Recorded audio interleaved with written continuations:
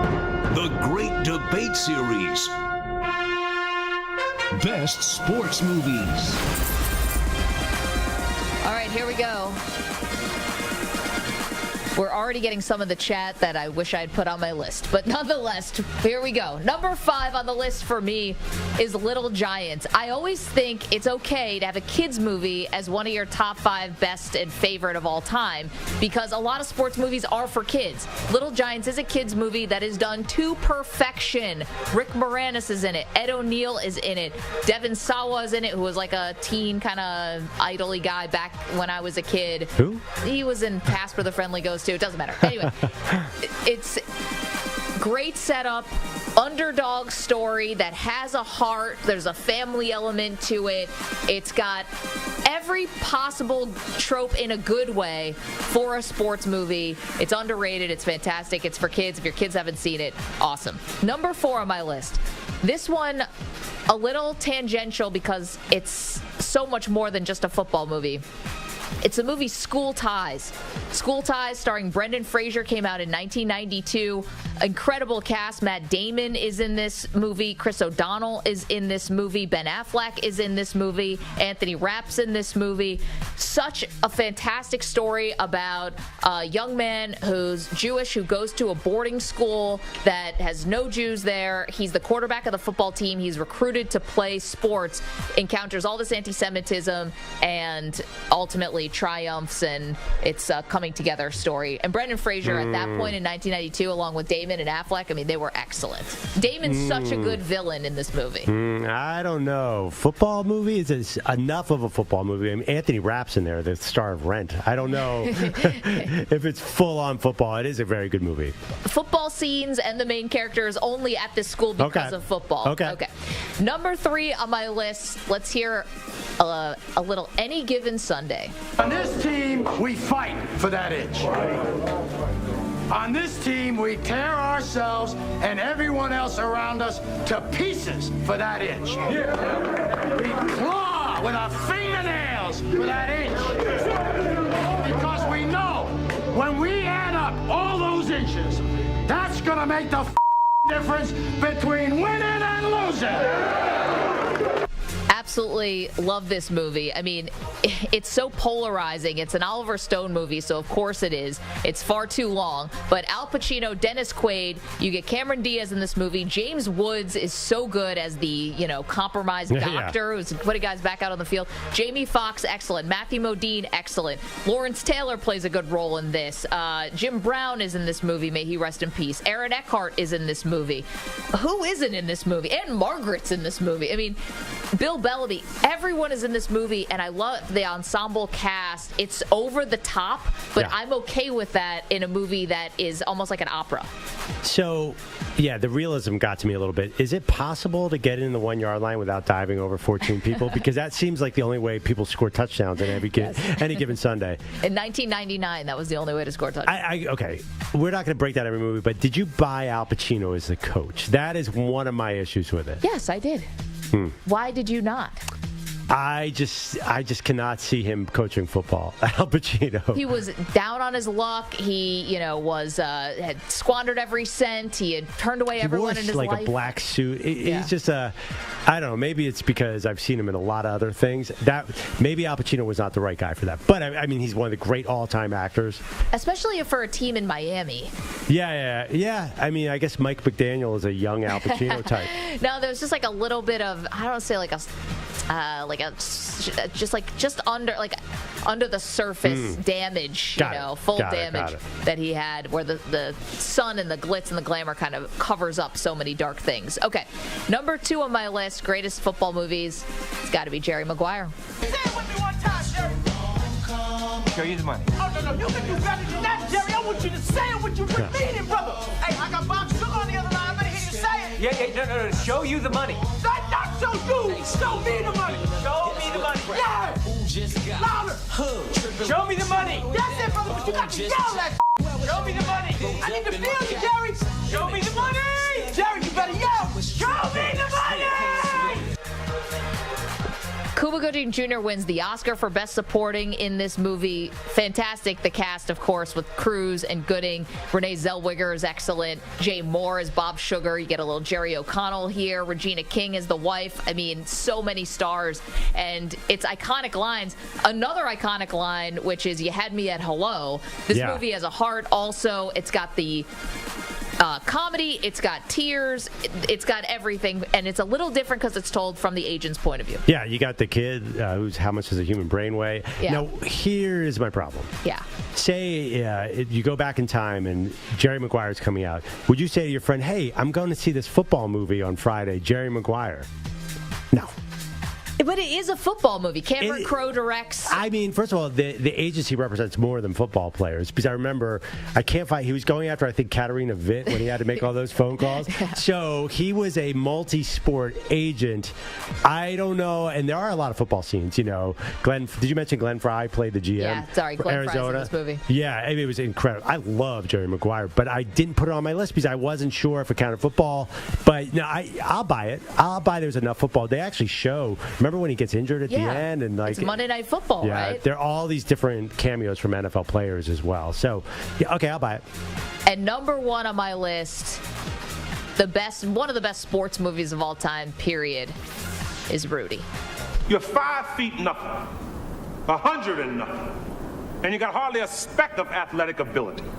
And you hung in with the best college football team in the land for 2 years. And you're also going to walk out of here with a degree from the University of Notre Dame. In this lifetime, you don't have to prove nothing to nobody except yourself. And after what you've gone through, if you haven't done that by now, it ain't going to never happen. I mean, I dare you to watch Rudy and don't cry. You will cry. And you'll laugh. It's got it all. Underdog story, of course. And later on, the scene when, after he gets on the field and, the janitor just gave that great speech, gives him the clap, just tears. I love Rudy. Yeah, I might have Rudy on my list as well.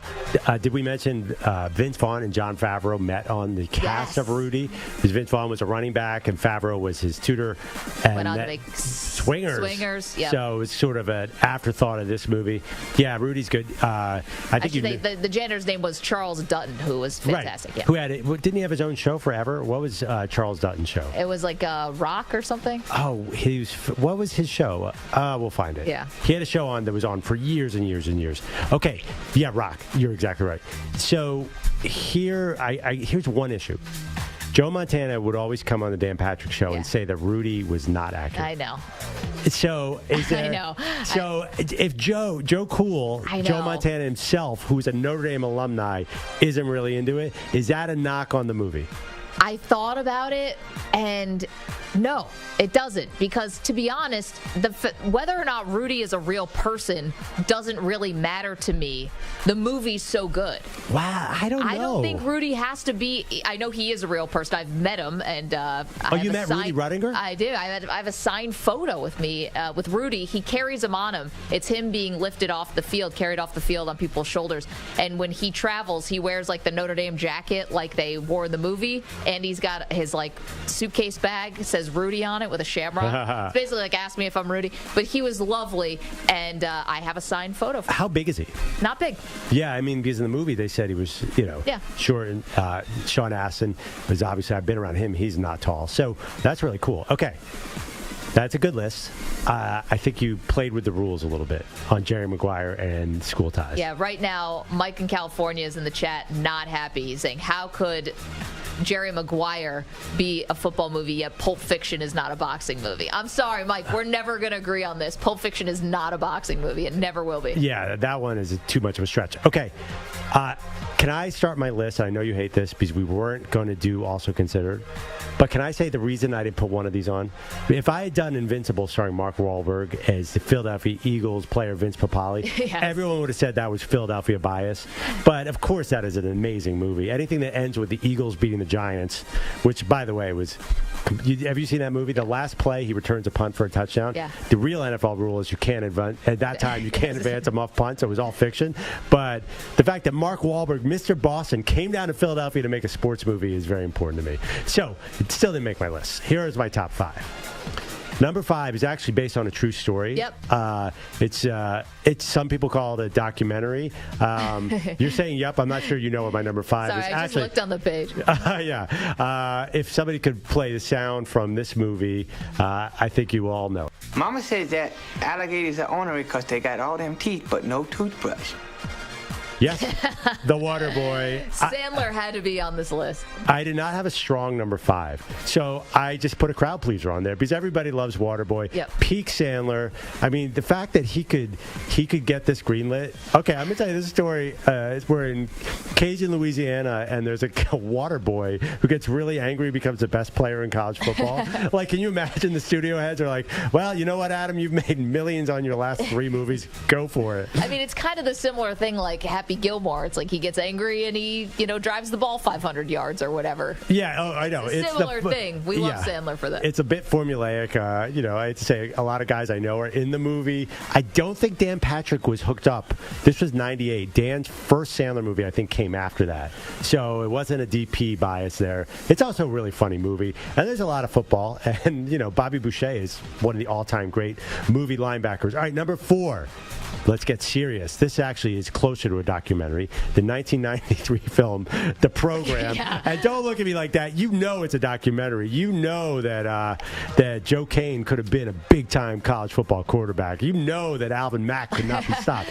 And you know that the guy with the face paint and the steroids. Oh, my God. Everything that could possibly happen in college football happens in this movie. Yeah. They don't sit anything out. Yeah, this is really fun, and it's such an important movie for a lot of football fans. People actually reference it all the time. Yeah. Like our buddy Albert Breer, who writes for Sports Illustrated, he worships this movie, The Program. Like, he thinks that that's what actually happened in college football, and he's a reporter. So I'm going to put The Program on there because also, too, it's football. It's not Jerry Maguire. There's not one scene of football. There's all football from the beginning till the end. So that is my number 4. Let's open up the whole can of kick-ass and kill them all. Thank you, Alvin Mack. Okay, Latimer, by the way, is the the roided out freak linebacker or defensive end. Okay, number 3, The Longest Yard. Now, this was also a Sandler movie, but I did the old Longest Yard from 1974 with Burt Reynolds. Yep. He's basically a star quarterback whose life is falling apart, gets arrested, goes to jail, has to play the guards. It is. I've seen it in the last 5 years. It is so dark, and it's one of those mid-'70s movies where it could be a light comedy with Adam Sandler, but they make it completely dark, and it's this comment on prison society. Eddie Albert's a warden, and he's terrifying. It's actually a really, really good movie. I've never seen the Burt Reynolds one. Yeah, I've only seen the Sandler one. It's actually very different than the Sandler movie. Okay. The Sandler movie's pretty fun, too. Michael Irvin's great in that, and Chris Rock. Okay, number 2. This is just, I think, a lot of people's sentimental favorite, but I went with Remember the Titans at number 2. If we don't come together right now on this hollow ground, we too will be destroyed. Just like they were. I don't care if you like each other or not, but you will respect each other. And maybe, I don't know, maybe we'll learn to play this game like men. Wow. There you go. I would play. This is a true story of Coach Herman Boone, who was a black coach who came to took over a white high school during integration in the South, and they all had to get on the same page. Of course, it's known a lot. It's still in circles now because the quarterback's nickname was Sunshine, and everyone calls Trevor Lawrence Sunshine because he had the long hair. This is one of those ones where you just want to run through a wall to play for this team, and it's just a great, sort of feel-good football movie. Yep, without a doubt. Okay. Number 1, I was calling it a fake documentary. I mean, Rudy is the iconic spirit of college football movie, and it's the one I've seen the most times. And I don't care if Rudy was 5'6" and had one half tackle in garbage time. To me, that tackle was more important than any tackle that's ever happened in the NFL. It was the most inspiring story. And I'm not a Notre Dame fan at all. I know we have Pat Boyle on the other side of the glass. I think is a Notre Dame fan. And Stu. Pat's got the Shamrock tattoo that we all now have seen. Yeah. And he's wearing the the Shamrock hat today. Right, I'm not, but you don't have to be a Notre Dame fan at all to get into Rudy. You understand the significance of that, especially in that part of the country. It is just, it's the Rocky of football. Yes, it is. It's kind of like the perfect sports movie. And yeah, I'm not a big Notre Dame fan either. I couldn't have picked out South Bend in a map in 1993 when this came out, but I'd love to know what it did for the admissions, because Notre Dame was already a popular school and people wanted to go there, but this put them in a different category, right? You know what, Such a blockbuster movie. Pat or Sue, I don't think the program really did that much, because I remember to me the height was Rocket Ismail, who I think was gone by the time Rudy came out. Did they ever go on a big championship run? No, I'm talking about not necessarily the football team. I'm talking about kids who wanted to go there, just the admissions. Oh, okay. Like regular students and people who wanted to go to Notre Dame after that movie. Probably, but Notre Dame's so hard to get into. Everybody wants to go there. In Chicago, it's like the Harvard of. No, I know, but it had to put that school on the map in even a different type of way, I would imagine. Yeah. No, I mean, Notre Dame's going to always be fine. Easily the most, I would say, arguably the most national college football team. It's sort of like America's college football team. That's America's college football movie. Michael Braga, Billy Wolf in the chat, Perloff's list crushing Maggie's list today. Wow. I put some crowd pleasers on there. I'm not going to lie to you. I don't like crowd pleasers. I mean, Jerry Maguire's not a crowd pleaser. Everyone loved that movie. Well, I think it's marginally a football movie, so maybe that takes away a little bit from it. But I put The Program and Waterboy on there. I know what the people like. Some that we left off in the chat, at least, this is what we're getting. Necessary Roughness, which you and I just talked about this morning. I mean, Kathy Ireland to a young Andrew Perloff is the greatest kicker in the history of football. Just great as anything in the history of anything. That was Scott Bakula, and Jason Bateman, I think, was a wide receiver in that. Yeah, that's a pretty good one. The Replacements. Yeah, people like The Replacements. Love The Replacements. I don't think The Replacements, it's not quite Rudy level. It's okay. Silver Linings Playbook, which could have been another Philadelphia love letter. A little bit different. That is definitely not a football movie. That's more of a ballroom dancing movie. And Ace Ventura. Whoa. Is Ace Ventura a football movie? I mean, Dan Marino gets kidnapped, obviously, and then saved. I mean, they also kidnapped the dolphin. Yeah, Snowflake. What's a kicker? I know too much about that movie. Yeah. What's his name? Finkel? Ask Ray Finkel if it's a football movie. Finkel the one, I think the most important one we didn't put on there was Friday Night Lights, and I think for a good reason. We talked about this. Yeah. So Friday Night Lights, the movie, because we're just doing movies here. Perloff and I, we talked about this. We both thought, and we had separate lists, but we both came to the same conclusion. The book is an all-time great sports book, and that the TV show was so good that the movie kind of gets lost a little bit. I can tell you already, our boss, Spike Eskin's going to be very upset. We did not put Varsity Blues on the list. This is his favorite football movie. Did not make my top 5. I don't want your life. Great line. One thing about Friday Night Lights, unlike the TV show, was the actual book played out in the movie, and it's really good. But the problem is, how can you put something on there if there's a TV show with the same name that's better than the movie? Also, The Blind Side, which I originally had on my list and actually took off. Why'd you take it off? That's a well-received movie. I love The Blind Side. It was great. I like Jerry Maguire more. I like Little Giants. Like, I put Sandlot in my baseball movies. Little Giants. I think it's okay to put kids movies. We're going to do basketball tomorrow. I might have a basketball kids movie on mine. Fair. I like the scene in Blindside where Nick Saban comes up and Sandra Bullock turns to Tim McGraw and goes, "That's a good-looking man." That's prime Nick Saban.